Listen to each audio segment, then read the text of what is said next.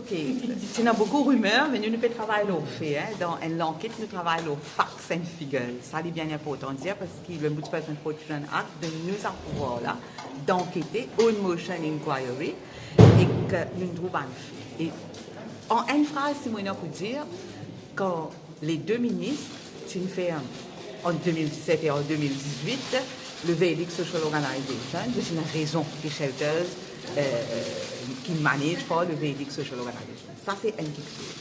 Le fait plus important, c'est mismanagement of funds. Le fait plus important aussi, comme ça, comité-là a été. Le Vedic Social Organization, nous trouvons que c'est un comité fantôme. Et qu'il est bien important qu'il nous respecte le Registrar of Association Act de 1975.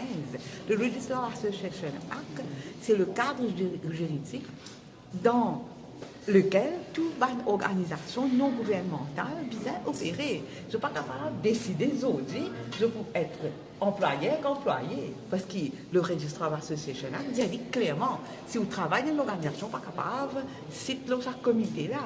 Alors, ça c'est une affaire importante. Nous pouvons demander aussi, tu vois l'instance, nous cause donne une recommandation. Pas juste le ministère de l'égalité des gens et qui occupe, le ministère qui occupe pour les enfants. C'est un système qui nous a mis en place. La Marcos concernée. Marcos très gros.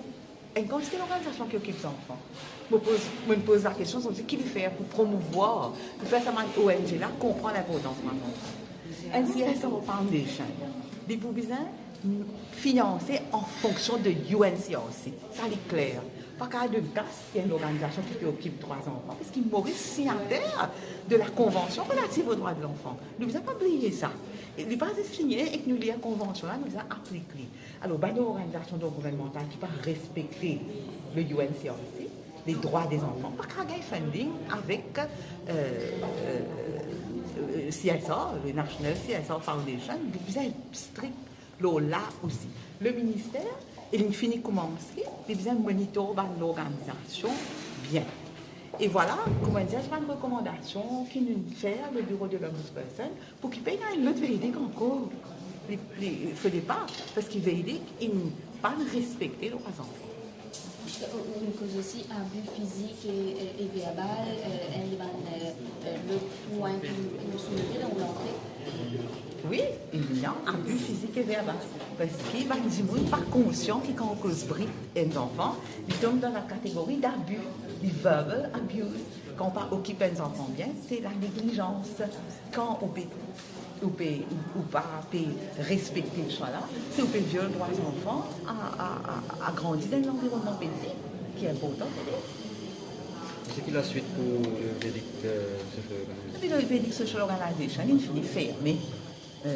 Moi, j'espérais qu'il n'y ait aucune suite pour le Vedic Social Organization. Non, mais pas finalement, suite à l'enquête et tout. Écoutez, nous l'enquête, là, nous rendons ma main findings publics aujourd'hui. Et que, au fait, il finit fermé. C'est le ministère pour prendre connaissance de ma recommandation. En septembre, nous pouvons faire un rapport beaucoup plus complet, nous avons bien l'intention de faire aller, pour qu'il nous montre d'ailleurs qu'il nous travaille dans un cadre juridique et qu'il nous amène évidence, nous pas dire ça, pas c'est ce qu'il nous pensait, comment ça qu'un jour, quand on pensait, l'ombudsperson est sur l'équipe, parce qu'il n'est pas content, madame, qu'il peut faire ça.